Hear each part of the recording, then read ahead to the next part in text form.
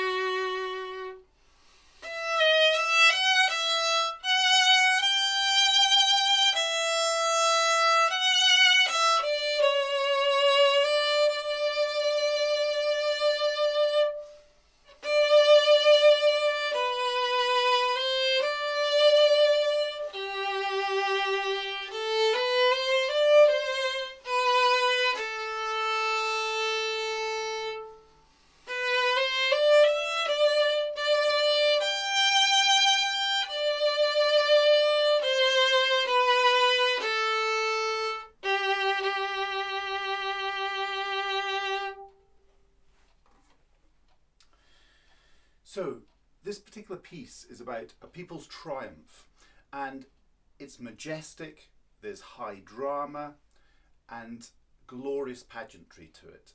And it describes Judas, basically, who led the Jewish people to preserve this Jewish religion from the encroachment of Hellenistic culture in his time. The dedicatee of this particular piece, of the whole oratorio that Handel had written, was actually the Duke of Cumberland, who'd done something similar. He had come up north to Scotland and he had defeated Bonnie Prince Charlie at the Battle of Culloden, and so he had preserved the Protestant monarchy against the threat of the Catholic faith coming in. Now, when we play this particular piece, to create that sense of majesty, we're looking for quite a deep bow stroke, a curve on the bow stroke like this that goes quite deep down through the use of arm weight. So you can actually just practice just feeling this arm dropping and then rising. A nice way of thinking of it is like a diver who's on the surface of the water, dives under the water, then comes back up for air. So the surface of the water would be your string, and the diver sits on the surface, dives under, then comes up for air. So we're trying to make this intensity of sound through using a little bit more of the weight of our arm through the bow. Now, one of the warm-ups that we can do for that is the circle bows that we use in this piece at the end of the lines. So if I play, this piece is in G major, so if I play a G major scale doing circle bows, lift and round, lift and round. So I make the circle, I land, I settle, and I play with my elbow dropping down towards my toes. Land, settle, elbow drops towards your toes. We do it both ways. So I could do that up bow start as well. So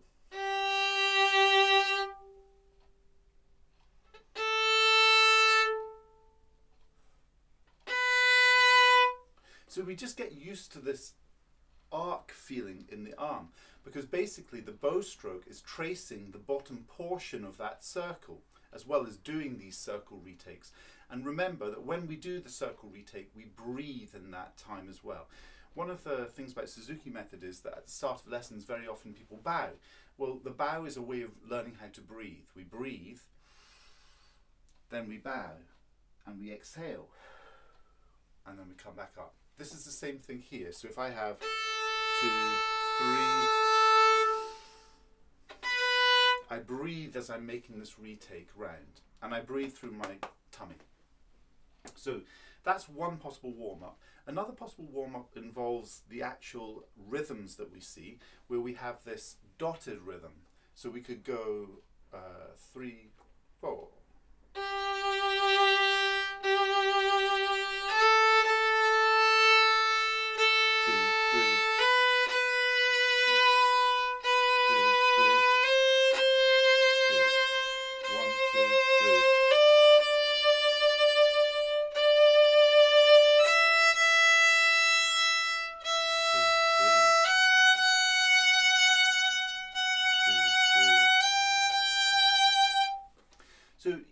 play around with the different rhythms that you see in the piece and use them in this warm-up. The interesting thing about this piece is it goes into E minor, which is the relative minor of G major, and it goes into that E minor here.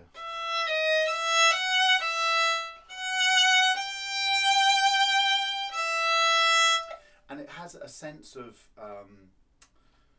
maybe even doubt as to whether I'm going to be able to be successful in the mission that I've set myself.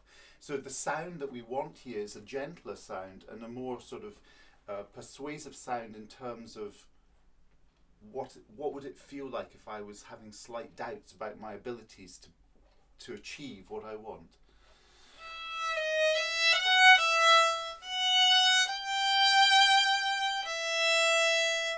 So the depth of my bow stroke is a little bit less in this part in comparison to the very beginning of the piece. The other interesting thing about this piece is the rhythm, because there's a difference between playing the right rhythms and playing with underlying rhythmic pulse. And if we just listen to CDs over and over of a performance, we might get the right rhythms, but we're not going to be playing with the underlying rhythmic pulse. Now we can develop that skill through certain actions, and the actions are this. At the start of the piece, I'm going to say quavers underneath what I play. So I'm going to say T, T, T, T, T, T, T, T. Ready, go. T, T, T, T, T, T, T, T, T, T, T,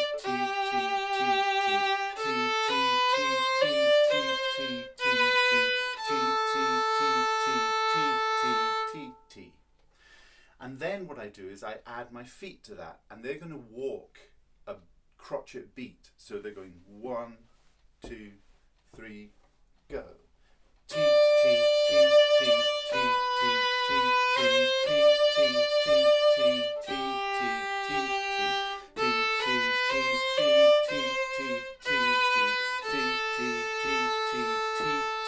T, T, so that's one way of developing the sense of underlying rhythmic pulse.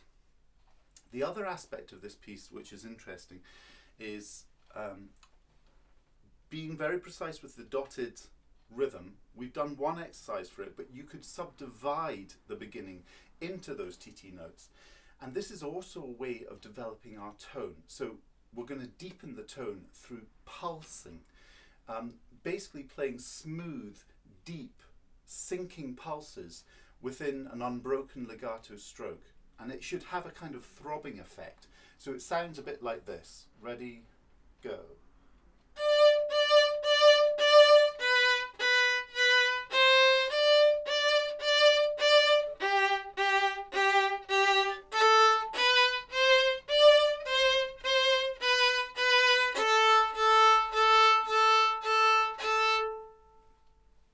Now, we can experiment with that.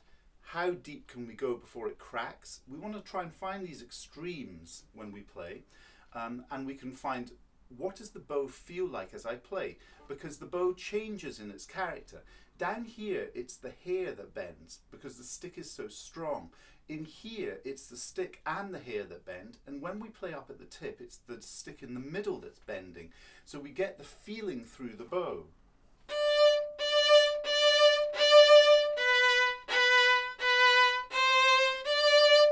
And we feel that through our fingers.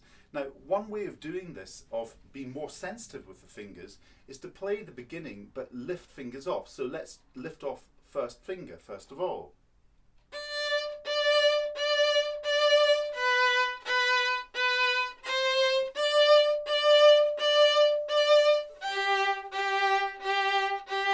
And we can start to engage with actually how do these middle fingers act on the bow.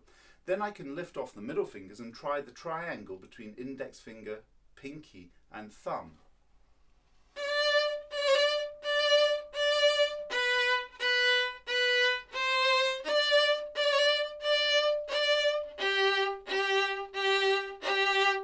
And I'm beginning to become aware as well of the movement of my forearm, the slight pronation and supination that occurs on a down bow where we pronate, and on an up bow where we slightly supinate.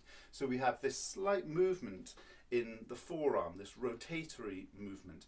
But we're also now aware that our fingers exist, so that it's not just a clump of a bow hold. The bow hold is actually flexible and has a facility and is helping to make the sound. So when I play with everything in the right place, I'm more aware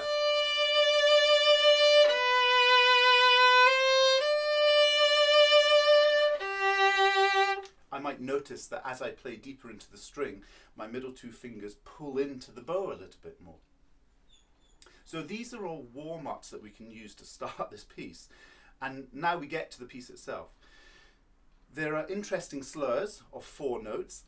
They're okay to play because they're all on the same string except for one. So we're going to do the ones on the same string, and I'll build them by playing separate bows.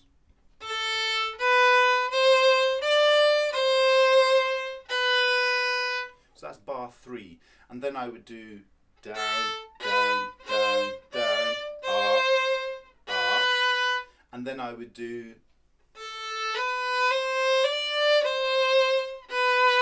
the written version with the smooth 4 in the slur. I'm thinking about my division of bow, and I'm trying to basically play a quarter of the bow for each note of the quavers. Middle, 3/4, up, up, up, half, half. So I have a sense of the bow division that I'm actually using. Now, we could go on. There's other ones like this one here in bar, I think it's bar 5.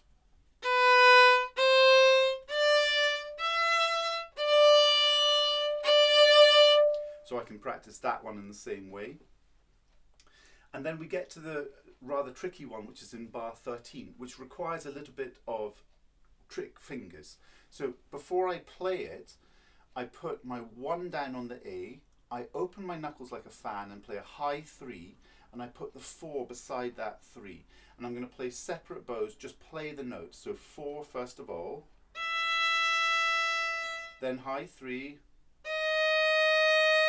open E, 1 on the E, open E, 1 on the E. So once I have a sense of these notes, I'm going to play Piccadilly Circus on it. So 4 on the A string, but I put 1, high 3, 4 beside the 3. Ready? Go. 3, play.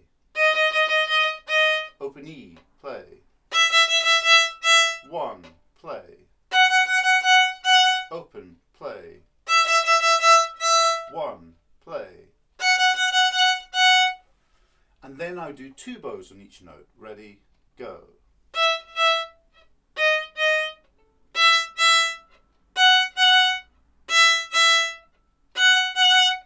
And then I do a single bow on each note.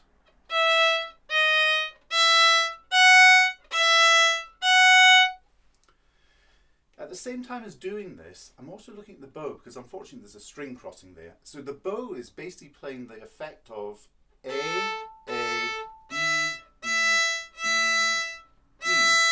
which becomes in its smooth version A, E, E, E. So this is where we look at string crossing. A string has multiple levels because it's rounded. So when I'm playing on the A, if I'm wanting to go to the E string, I could think of going to A plus, which is slightly closer to the E but still on the A, and then to play on the E I go onto E minus and then onto E fully into the middle of it. So I can play around with that sort of idea. Now, how we go from one string level to another string level, we can practice going 1, high 3, 4, play 2 together, then the E1. So we're encouraging the arm to be moving a little bit early. And you can think of that movement either in terms of the movement of your forearm and sinking into the new string level, or literally just I'm going A plus, E minus, E.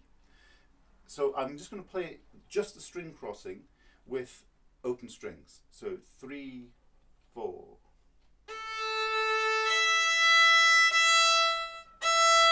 And again, go.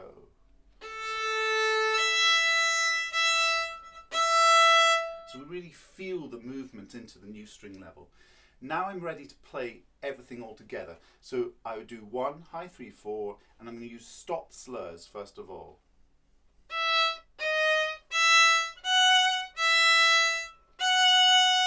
Then smooth slurs.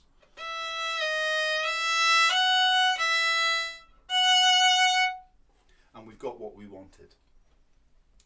The only other aspect of this piece which I think is interesting is at the very end, because we get a repeat of what we've just played, this figure here.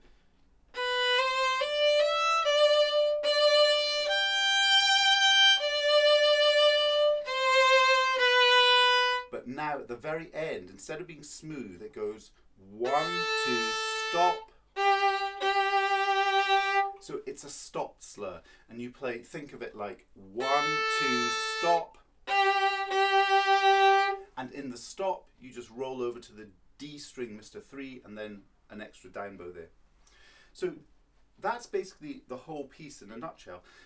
There are dynamic aspects to it. You can follow the pattern of the notes. So for instance, in the second line from bar 5, it could start less. Then gradually go deeper to there, then less. Then gentle.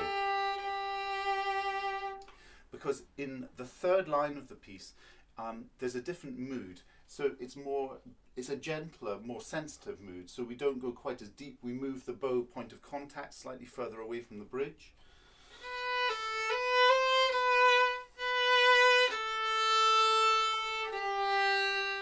And we use more speed in the bow.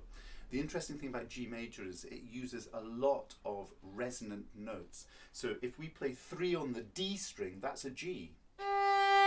And it should match your open G. So actually when you play that 3, you should hear the open G resonate or ring with it.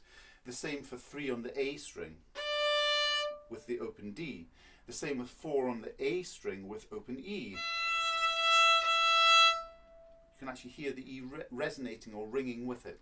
Low 2 on the E. So we have all these resonant notes, octaves and unisons that match open strings, and we want to create that resonance in our playing because that gives it its sense of majesty.